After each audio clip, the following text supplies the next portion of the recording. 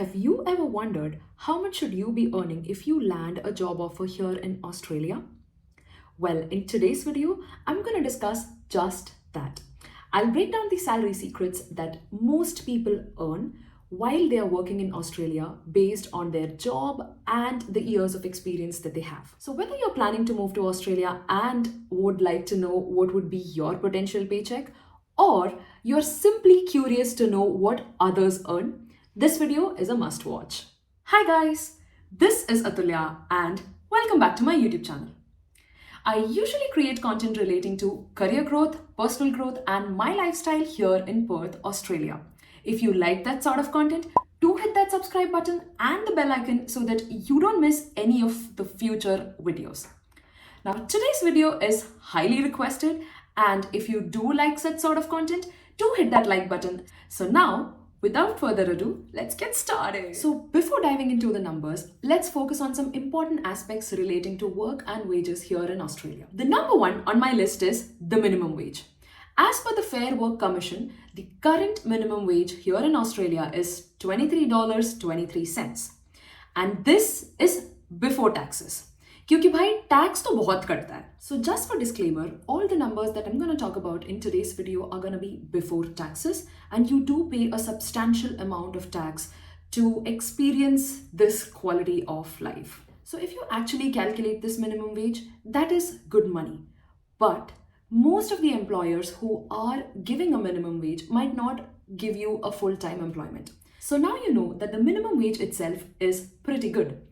So the good part here is people make a decent income, and the difference between the richest and poorest is not as deep as what we have in India.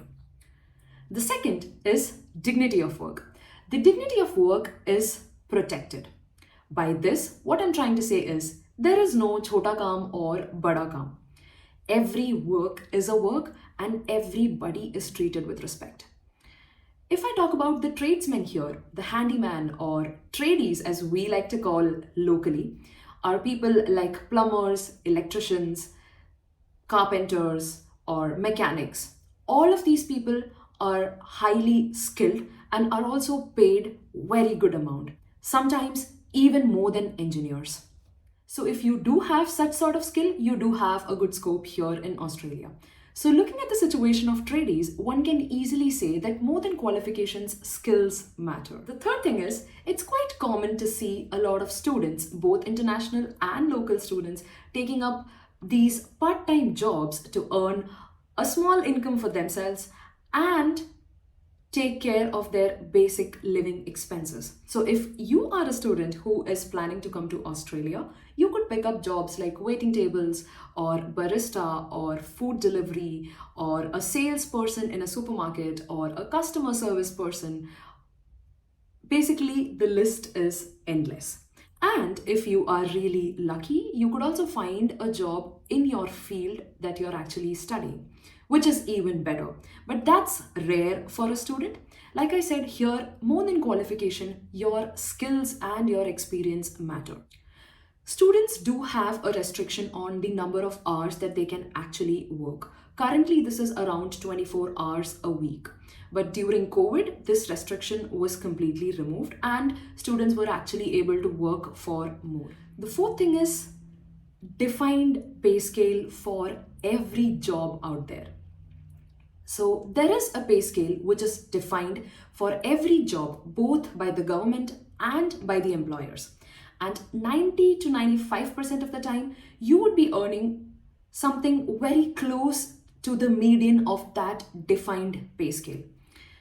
Similarly, when it comes to your yearly hikes, these are also very well defined, and you cannot really expect to earn a huge hike if you are not getting a promotion that year.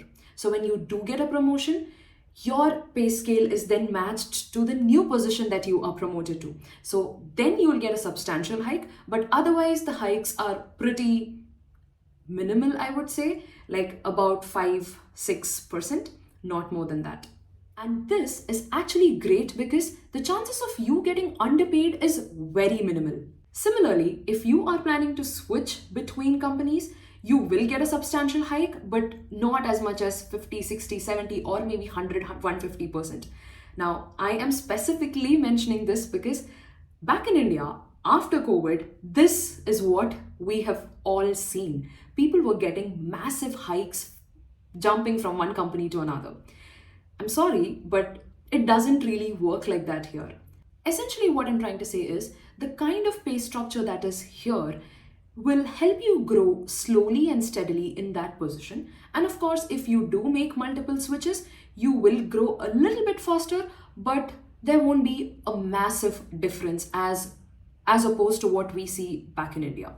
Let me know in the comments below, as per you, what is the ideal time period to switch between companies to have that massive growth in your career? Fifth point is everybody here works from a very young age to a very older age. Men, women, everybody alike. So Australia does pay you really well. It also offers you a very high standard of living. But all of this comes at a price. And with time, as you grow, you'll need more money because you'll have a family and a lot of other things that you need to take care of. And it's always better if you and your partner both are working. The sixth point on my list is there are a lot of factors on which your pay is going to depend. I would say numerous, but some of the most important factors are the first, what kind of job is it? Is it a full-time job, a contractual job, or a casual job? The second one would be, is it an office-based job or a site-based job?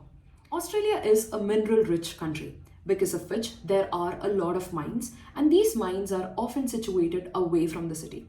So there are a lot of jobs which are called as fly-in, fly-out jobs, where people actually travel from the city, from their home to the mine sites, work there for a few days or few weeks, and then come back and then go again. So this is quite common. And if you talk about these FIFO jobs, they do give a little extra allowances for a lot of things that you are actually compromising on. Because at the end of the day, you are compromising on the family time that you might otherwise get. So it depends on that, whether it's a FIFO job or a normal office-based job. Then it depends on the years of experience that you have. Then it also depends on the location, whether you are based out of Perth, Melbourne, or Sydney. So in short, there are a lot of factors. So now, if you have an offer and you would like to know how much can you ask for a certain position, what you can do is you can look for the median salary at different websites like Glassdoor, Payscale, maybe your own company's website. Sometimes they also mention the pay scale within the job description itself in the job posting. You can also refer to that. And secondly, you can also try talking to some professionals on LinkedIn who are working in the same company in similar positions or in competitor companies. And based on all of these research, you can actually quote what you would like or the pay range that you would like to your HR. I believe that's the smartest way to go about it. Now, another thing that I'd like to address here is some of you have messaged me saying that Atulya, I currently earn 45 lakhs in India. And how much should I ask to experience the same sort of living in Australia? Now, let me tell you something. When I was in India, I also used to think in a similar way. But that's not the right way of thinking. Reason being, the life in India is very different from the life in Australia in terms of the standard of living, in terms of the opportunities that you get, the quality of your life. Everything is different, and you cannot really come to a number with this sort of a thinking. That's one. The second thing that most people do is they try and end up on a number based on these purchase power parity calculators that are available online. So these are tools wherein you can actually put your Indian salary and it'll tell you how much that is equivalent to in terms of Australian dollars. Now, I don't think that works. I mean, it is a tool, it's a number, but it doesn't really work. Reason being, not everything is multiplied with the same number. So what I'm trying to say is, when it comes to groceries, it might cost you 7-8 times more than what it used to be in India. But when it comes to petrol, it's pretty much the same. There's no big difference. And if I talk about electronics, it's about 1.2, 1.3, or maybe 1.5 times more than India. And if I talk about dining out, it's 15, 20 times more than that of India. So let me know in the comments below, what is it that hurts you the most when it comes to the differences in prices? For me, it's definitely dining out. A vada pav which costs 20 rupees or maybe 25 rupees in India costs about 450 rupees here. And that's a lot. And I'm sure people from Mumbai can completely relate to me. So far in this video, we spoke about different factors that could affect our compensation and benefits. Now let's talk about the actual numbers. So for this video, I did a lot of research online, and what I have understood is you cannot really generalize a pay structure which fits everybody. But still, if you are interested to know, then there is a document that I'm going to link down in the description. From all my research, what I have understood is this document is very close to what people actually earn.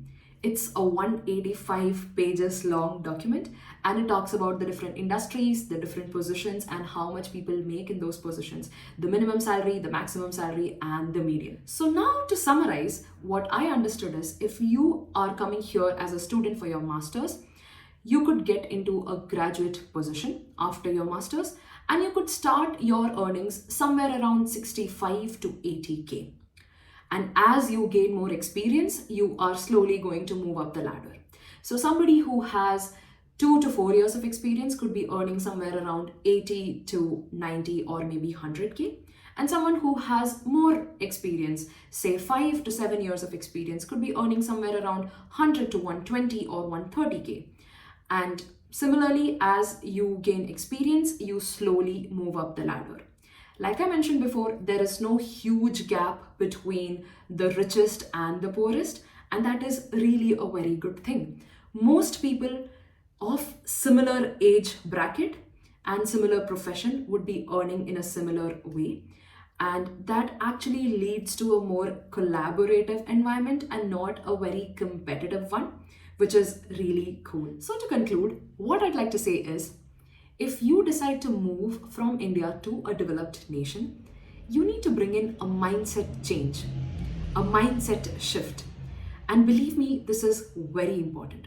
Back in India, it was important to know what or how much is the other person earning, because there was a huge difference in terms of the pay parity. For example, in your own class, you will see somebody might be sitting at 3 lakhs and someone might be sitting at 50 lakhs. This difference was there in India. And that is majorly because the competition is high, and I wouldn't say the opportunities are less, but the competition is very, very high. But when you move to a developed nation, these things become quite trivial, because here people start focusing on themselves, they start getting better at their skills, and slowly they know for a fact that they will grow. And it's going to be slow and steady. It's not going to be like a 100% hike or a 150% hike. But here things are different. Most people start at a very good price. And eventually, as they upskill themselves, they get better opportunities. And they get better opportunities, they earn more and move up the ladder. With that, we come to an end to this video. And I really hope that you liked the content, you learned something new. And if this sort of videos excites you, do hit that thumbs up button and let me know in the comments below, what did you like the most in this video and what would you like to watch next on my channel. Thank you so much for watching. This is me, Atulya Nair, signing off. Ciao.